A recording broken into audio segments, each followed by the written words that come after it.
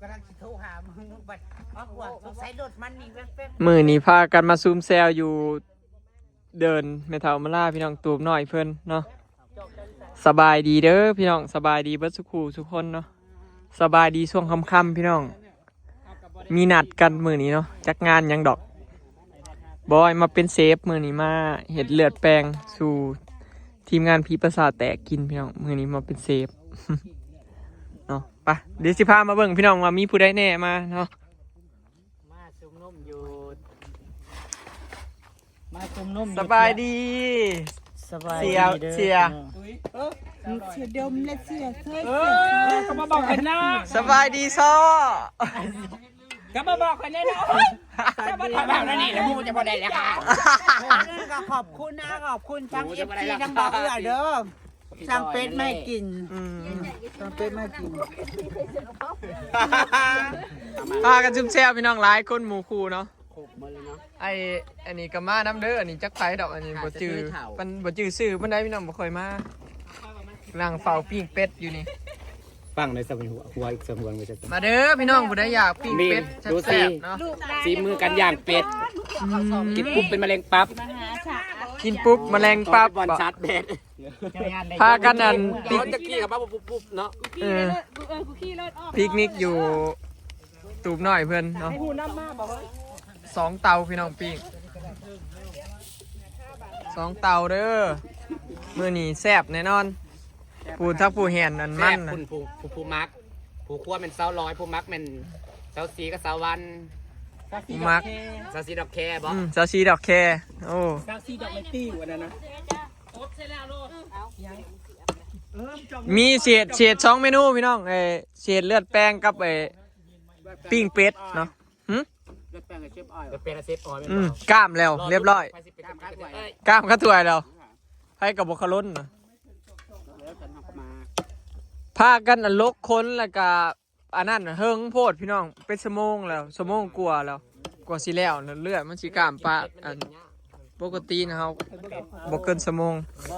กับอากาศมันหนาวเนี่ยเลือดมันก็เลยอยากกล้าม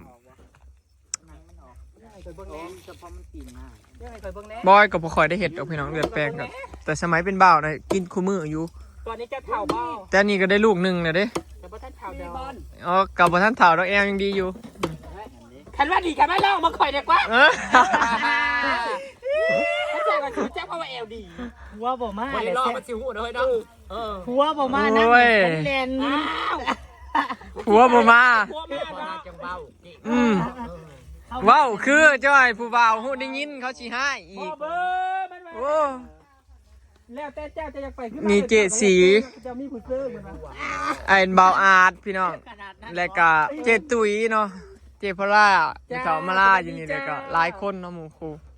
มาเบิ่งทั้งหลังทีมครัวเป็ดพี่น้องพี่เด้อทั้งพี่ที่ทั้งพี่ทั้งทีมซอยเป็ดพี่น้องเซฟลอยเซฟแป๊บ พอออกมาได้แม่มาแต่ออกมาต่อแจ้ ซอยเห็นเป็นตอนน้อยๆน้อยๆแล้วก็ไปลวกไปขั่วเนาะส่วนนั้นเบาน้ำมาก่อนอันเบาเอื้อยังฐานเขาเจาะบาดาลอยู่ข่อยกายมาวางเว้นนี่เห็นอยู่เจาะน้ำอยู่ สายมามึงเรื่องนี้โจเพราะว่าอันจุเพิ่นมา มาสวยบ่ เก่าโบ มาสวยโพด บ้านไหนบ้านอาจารย์บ่ มานะดูย่านี่มีแต่อ้อยบ่ทันอยากจังน้องอ้อยนะฮอดแล้วน้ำนั่น เขาเจ้ามาสวยขนาดนั้น เขามาสวยเขาบ่ได้มาแต่เช้า ปกติเขาเจ้าน้ำกับเบิดมือแล้วเขาเจ้ามาแต่เช้ากันแล้ว รถไฟว่าบ้านนาดู เขาก็บ่จักซื้อมันก็ยังฮอดเป็นอยู่ได้แก่เสือกัน อันนี้ทีมซอยเด้อพี่น้อง ต้นไม้เขาโจ๊กหูใหญ่เลยเขา เปลี่ยนแผนกกัน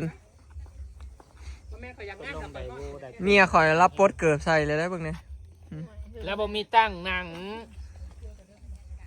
บรรยากาศกับพี่น้องมืดตื้อๆพอยังบ่ได้ใส่หลอดไฟ เดินรกอย่าไปใกล้เดี๋ยวตรงไหนตรงนั้นกูย่านภาคตาได้ส่งนะ เอา ตูบหน่อยเพื่อนพี่น้องปิกนิกกัน มันสิบ่แพ้เออ โชคแล้วอย่าออกโชคออกนะ กินเหนียงจาก จ้าชุบแซวจะกันบ่ กินข้าวนะเพื่อนน้อยขนาดดึงทีเพื่อกินเลยเอาสิว่าได้ไหนเอ้ย ยังกินเป็ด เสียงแตกสวดอยู่ นะ แต่ว่าอยู่ช่วงนี้พัวมาจอบเพื่อนบ่อยๆเนาะ ทำให้กันได้กินห้างไม่ห้างเดียวของบ้านนั่นแหละมัน เอ เป็นชั่วโมง ้ยมีผัว เมื่อคืนนี้มันพอพันเคยอย่าเพิ่งตีเอาหน้าสุด จักกะว่าไปเอาย่านะมากินบ่จักจังหวน มัน เนี่ย จะให้มันคือแห่ที่ตี ตีกันแล้วยุ่งๆเยอะ ทีมงานนี่นะมีแต่ทีมงานมีผัวเด้อพี่น้องทีมงานมาแต่ทางนั้น แต่ นะ ว่าคันนี้กูอยากได้ค่ะอยากได้คือเก้าอยู่พวกกับบอลพอ ได้เพิ่มเหรอ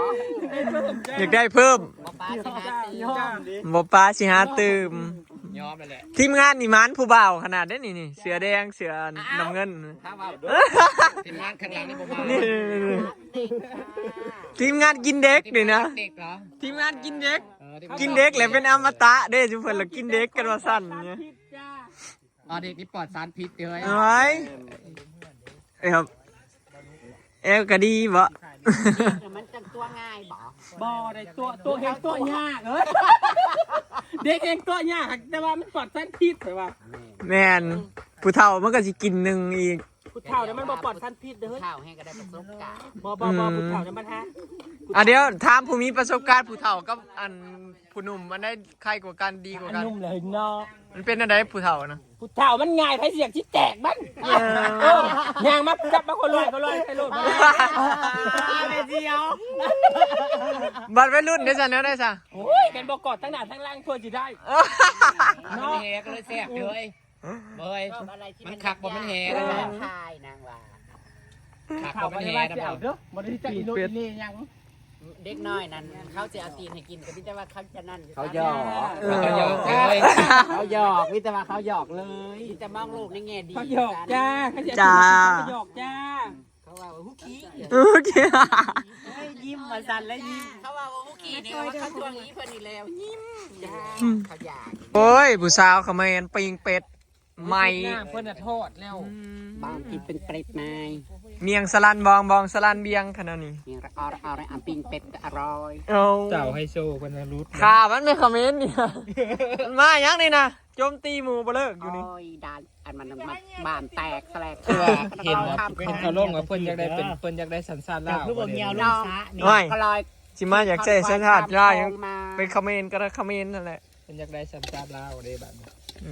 อัน สาดนาไปแหละ มาอยู่แต่เฮิงนะบอกผู้สองผัวเมียนะ เป็นเขาแซ่บ ก็เป็นบ้านแล้วเพื่อนนะอันบุญบันทึมยังแจ้บุญบันเท่าเราบ่เจ๊ ยก นั่งรอบกองไฟพี่น้อง คือเมือนเพื่อนเดียวเลยเดี๋ยวว่าเพิ่นขาดผัวนี่คือหาย เอา ป้า จังหน่อยสิได้ห้ามกันไปยิบอยู่ห้องหมอน่ะเว้นอยู่แล้ว สลองตุกอันนี้ส่วนใหม่มาละ ให้เพิ่นเอาไฟ ส่วนใหม่ยังมืดอยู่ ตั้งโคมไฟนะ ไปมันต้อง สวนเฮานั้นยังมืดจิหลียังบ่มีหยัง เพราะนั้นข้าเจ้ามาตั้งเจ้าโต๊ะอยู่แล้วนี่ และของใส่ไก่ เขาเด็ดคอมไฟโคมไฟอ้อมอยู่แล้ว ยังกูมีแต่เรื่องกูเป็นผู้ชายนี่ แทบข้าวแทบจังซั่น ฮะกะสิเริ่มขัวพี่น้องเอ้ยขัวแล้วก็สิใส่เลือดเนาะข้าวขัวเฮ้ยเลือดกล้ามไปเลยถ้วยหนึง เดินเฮ็ดตูบเลขไข่ เลือดกล้ามไปแล้วถ้วยหนึงนะจ๊ะเหลืออีกถ้วยสุดท้าย เห็นแบบแหลมจะนี่อยู่แบบ เลือดกล้ามแล้วเลยละเหลือถ้วยเดียวค่ะอยู่ยังอีกถ้วยหนึงบ่ได้ใส่2ถ้วย คอยที่ใส่ถ้วยดำน้ำขวดน้ำเนาะ อืมอย่างน้ำขัวน้ ตูบไปได้ครับต้องหมักเป็นปุ๊บ ตุกมันกุบ น้องดินกับมีบุญ แล้วก็เท่ากับต้องอ้อมข่างแบบใช้บ่วงขึ้นมาก็ได้ก็ได้เลย แบบโบซูม แม่นแต่ว่าบ่ต้องมีกระแพงกั้นขางนะใช้ย่องก็ได้แต่หากใช้งามมันทรงกรุ๊ปงามอยู่แล้ว ำตูบมันก็ทรงกรุ๊ปมันแล้วทรงอื่นมันก็บ่ งามอยู่แล้ว มันก็บ่งามนะบ่แม่นตูบคือมาเดินโอ้เสียงพายนั่นน่ะ เสียงหัว ผู้บ่าวบ้านได้เด้ เสียงหาย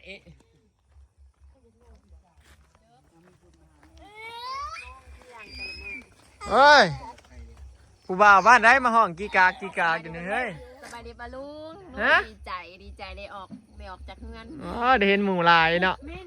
ดีใจได้ออกจากเงิน จัดจานพี่น้อง ตัวคู่มัน เลือดแปลงเป็ด จะตายดิ พอดีรวมแล้ว2 ชั่วโมงแล้วนี่ มันจะได้ตัวนี้ เมนบอกที่พี่เรียกมันหิว แรกว่าสิเอาตัวนั้นก่อน ตัวคู่มันบ่ได้ ยามันตัวนั้นน่าสิได้อีก3-4 จาน ตัวนี้ก็ลืมเลยนี่ใช่เบย จับอยู่ในแต่ตะกุกคนเฮาเอ้ย อาร์ตี้ก็เราจับอยู่ดีๆนั่งเงินจนมาขาบอันในมือฉันไปเลยหัวฉัน นี่เผ็ดเลือด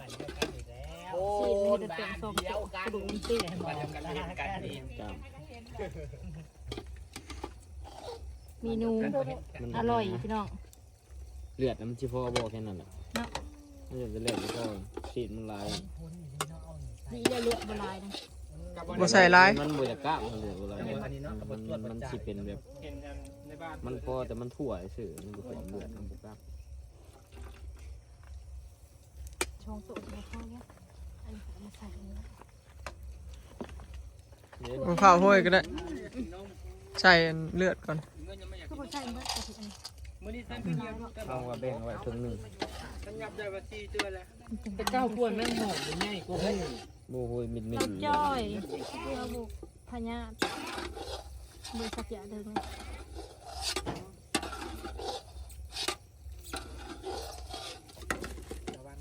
เวลาไปมันได้บอลแล้ว พอดีเด้6-5 จานเนาะ เอ๊ะตัวมันนาเพิ่มตัวใหญ่ คือว่าพาเด็กเปิดเพลงเต้นน้ำกันด้วย ตัวนามาใส่ตัวบาง มันใส่น้ำ น้ำกับเพื่อนอาบน้ำ โมเมนต์เฮ้ย นี่ นี่ ตัวนี้ จานนี่นาฝนตัวนายามันพอ เจ็ดหอมันขึ้น โอ มา เค จัด ปลาดำลายเขาเกือบปวดออกพี่น้องเลยอันนี้นางมันพี่น้องนางเป็ดไปเจียวกรอบๆเนาะมันสิแซ่บพี่น้องเห็ดแบบนี้ เปลี่ยนชื่อกูอีกแล้วอีกจะหอม ไผมาสลอก็สิเอาเลือดไปตอนทำแบบมันแซ่บดีเลยพี่น้อง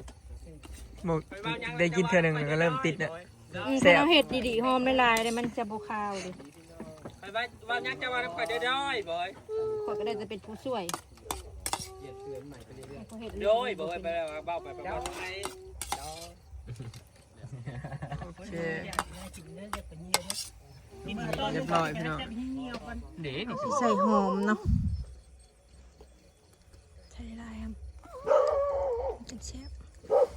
ใส่กระเทียมหอมลงไป มาคือกันใช่เลย มีสาระเน่ นั่งจัดหอมที่ มีหอมแพรวนำหอมปลอมใส่อันมาจิงไข่ลายๆมันชิบุข้าวเนาะ แม่น แซ่บพี่น้องแซ่บยังบริกินแซ่บก่อนนะ เลือดบัวถ่วมเลือดบัวถึง เนาะ บัวแซ่บอีก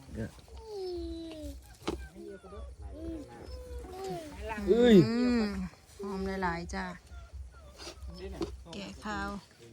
หังกะหูว่าผักแพรวกับเป็ดนี่มันเข้ากันพี่น้องลาบแต่เขาใส่ผักแพรวน่ะคือแซ่บปกติก็บ่เคยใส่ ก็ยันจะเลือดเจ้าน้อยพวก พักหยาติดมีด้วยอยู่นี่ บ่มีเงาพี่น้องอยู่ตรงเขาเจ๊ๆนี่เนาะ นี่ใช่หมอนี่ ม่วนอันนี้ถั่วดินไว้ใส่น้ำรังหมู มันบุกอ่ะ จ้ามันก็กินไปน้ำเปียกเขาก็ไปแก้มไปยังไง นี่เด้อจ้าซูมแซวกันกับมีประมาณสำนีเด้อพี่น้อง หูขี่มีอารมณ์กันเลยนะ คนก็ขอบคุณทางคุณพี่บอยเด้อจ้าเด้อเป็นว่าเลี้ยง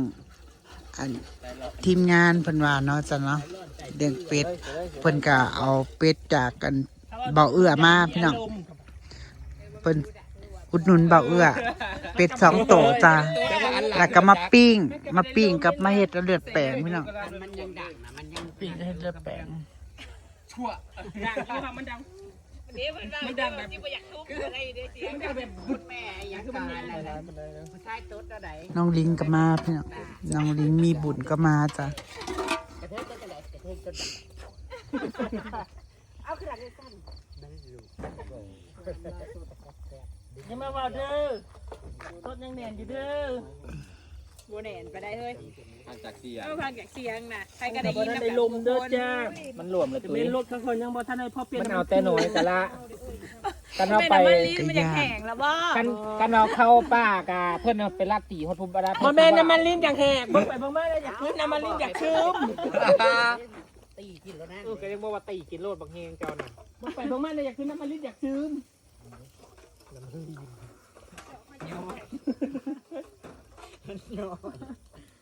เนี่ยอยู่เสะอยู่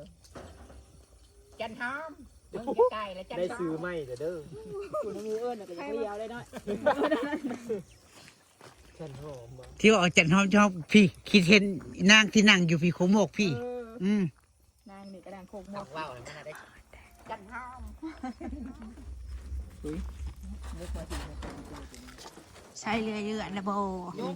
ถั่วยุอันนี้ใส่เลือดลงไปเรียบร้อยถ้ามันกล้ามนะคะใส่ในบ่ มันก็เข้าบ่ายพักยังวะมันคือเป็นชิว ตอนผู้เฒ่าเก่าอะไรเว้ย เวนถึงใบหญ้าเวนต้นกับหญ้ามาจัก เฮ้ยได้หันแล้ว พักแพรวมาจาก เก้าโตแล้วเฮือนสิทำเฮาตายได้โยก น้ำแจ่วหัวเหมือนน้ำสลอยเด้ นาทีพี่น้อง ไอ้ดีด้วยเซฟทรงเซฟ กระบุญบ้านมึงแล้วข้าม พอเลือดหน่อย